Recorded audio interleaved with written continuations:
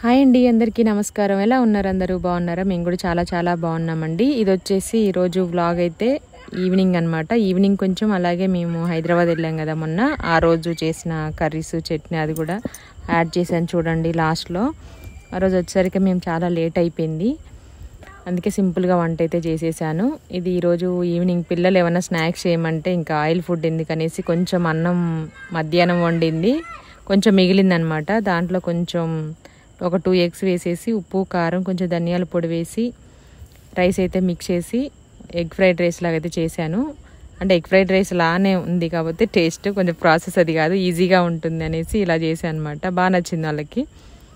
అలాగే పాలు కూడా కాగబెట్టాను. ఈవినింగ్ తోడేస్తే అంటే ఇది కొంచెం ఎండాకాలం కాబట్టి తొందరగానే తోడుకుంటుంది. మార్నింగ్ చేసింది ఈవినింగ్ తినాలంటే అంత టేస్ట్గా ఉండదు అనమాట. కొంచెం బాగుంటుంది కాబట్టి ఎప్పటికప్పుడు తోడేసుకుంటే ఎర్లీ మార్నింగ్ లేచిన తర్వాత వేస్తే మధ్యాహ్నం తింటాము, మధ్యాహ్నం సాయంత్రం తోడేసినేమో నైట్ తింటాం అనమాట. అలా అయితే టేస్ట్ మంచిగా అనిపిస్తుంది. అందులో గేదె పాలు కదా, తీయగా ఉంటుంది, కమ్మగా ఉంటుంది పెరుగు.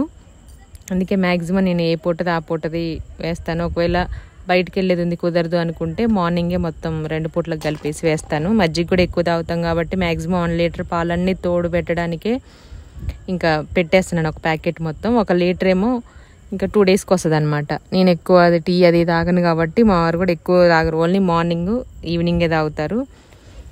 నేనైతే 1 పూట తాగుతాను కాఫీ, ఏదైనా మార్నింగ్ కానీ ఏదంటే ఈవినింగ్ కానీ. అందుకే ఎక్స్ట్రా పాల ప్యాకెట్ అయితే ఇంకా అలాగే ఉంటుంది. పిల్లలు ఏదైనా ఒక రోజు అడిగితే నేను పోసిన కలిపిన రోజేం వాళ్ళు తాగరు, వేస్ట్ అవుతాయి అని వాళ్ళు అడిగినప్పుడు పోస్తాను. దీవెని పోస్తే తాగుతాడు కానీ దీవెన తాగదు, వేస్ట్ చేస్తుంది అన్ని ఇంకా పడేస్తుంది అనమాట. తనకైతే పోయాను. దీవెని కూడా ఒక్కోసారి 3 పొట్ట ఫుల్గా ఉంటే తాగడు, లేదంటే ఒక్కోసారి అడిగి మరీ తాగుతాడు. ఇంకా వాళ్ళకి కావాలన్నప్పుడు కంపల్సరీ అయితే చేసిస్తాను. బూస్ట్ హార్లిక్స్ ఏదో ఒకటి వేసి, లేదంటే ఉట్టి పాలు కూడా తాగేస్తాడు. షుగర్ ఉన్నా లేకున్నా ఎలా ఉన్నా వాడికి పాలు అంటే ఇష్టము.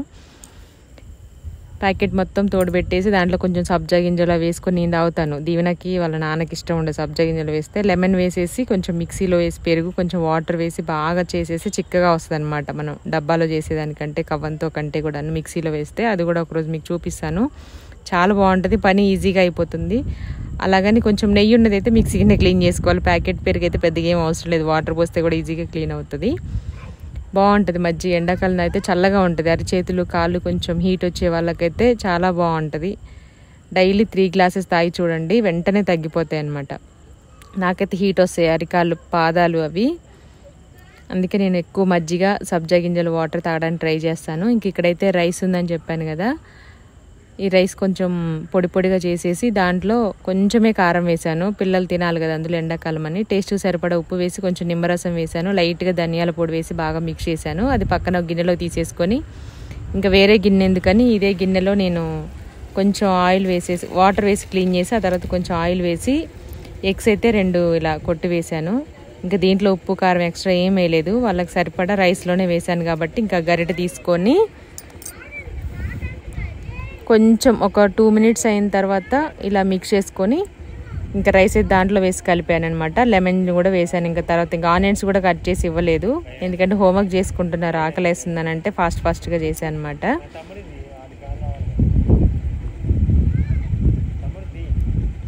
ఇలాగా మరీ చిన్నగా చేయొద్దు, కొంచెం పీసెస్ ఉండేలా చేస్తే వాళ్ళకి తినేటప్పుడు కూడా బాగుంటుంది అనమాట. మరీ చిన్నగా చేస్తే దాంట్లో మెత్తగా అయిపోతాయి, తిన్నట్టుగా అనిపించదు. అందుకే గరిటె పెట్టి కూడా ఎక్కువ మిక్స్ చేయలేదు.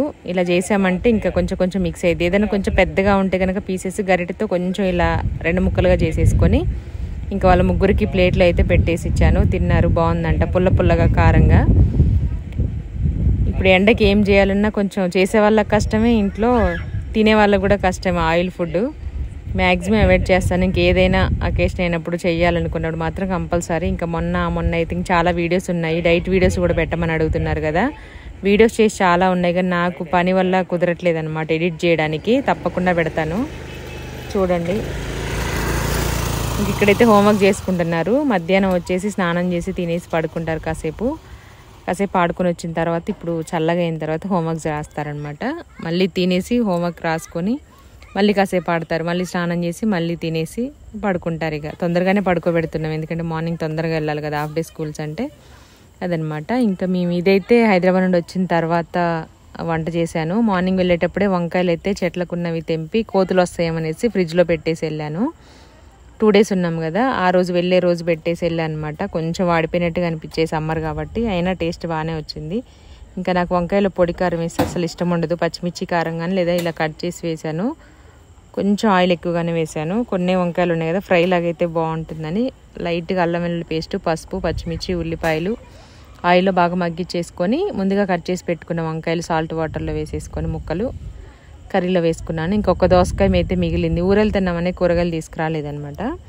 తర్వాత ఆల్రెడీ నిన్న మొన్న వ్లాగ్లో చూసుంటారు, అప్పుడు తెచ్చాము. వచ్చిన తర్వాత మళ్ళీ మేము వచ్చేసరికి తెంపెళ్ళిన వంకాయలు కాకుండా మళ్ళీ 1/2 కిలో వెళ్ళాయి.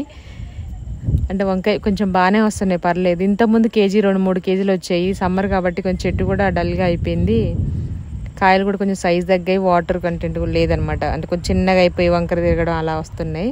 నేను కూడా దానికి పెద్దగా ఇప్పుడు ఏం నాకు కుదరట్లేదని వాటర్, కిచెన్ వేస్ట్ అంతా ఏం ఎక్కువ వేయట్లే, పట్టించుకోవట్లేదు. తప్పకుండా పెడతానండి డైట్ వీడియోస్ అయితే చూడండి. ఇప్పుడు నేను వేసుకున్న ఎల్లో కలర్ డ్రెస్ అయితే ఒకప్పుడు నాకు టైట్గా ఉండేది వచ్చిన కొత్తలో.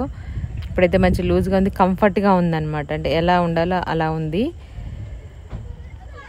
వంకాయ ముక్కలు అయితే మా వారికి ఇలా ఇష్టం అనమాట. సన్నగా పొడవుగా కట్ చేసి పెట్టేస్తే ఇలా చేస్తే ఇష్టం. మరి చిన్నగా చేసి వంకాయ కర్రీ మెత్తగా అయిపోతే అంత ఇష్టం ఉండదు. నాకైతే వంకాయ కర్రీ మెత్తగా ఉన్నా ఎలా ఉన్నా ఇష్టమే. బెండకాయ కూడా కొంతమంది ఫ్రై లాగా ఇష్టము మా వాళ్ళందరికీ. నాకేం కొంచెం మెత్తగా అయిపోయి జిగురుగా ఉంటుంది కదా, కొంచెం బంకలాగా, అలా ఉంటేనే తినాలనిపిస్తుంది. ఈజీగా పోతుంది అనమాట అన్నం లోపలికి.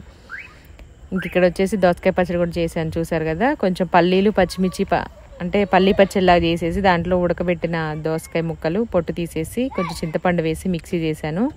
చాలా బాగుంటుంది టేస్ట్. ఇది దోశలోకైనా అన్నంలోకైనా దేంట్లోకైనా బాగుంటుంది. వెల్లుల్లిపాయ ఒకటి వేసి కొంచెం జీలకర్ర వేసి మిక్సీ చేసుకున్నారు. ఓపిక ఉంటే రోట్లో కూడా దంచుకోవచ్చు. వచ్చేసరికి నైట్ అయిపోయింది కాబట్టి నాకు ఇక అంత ఓపిక లేదు.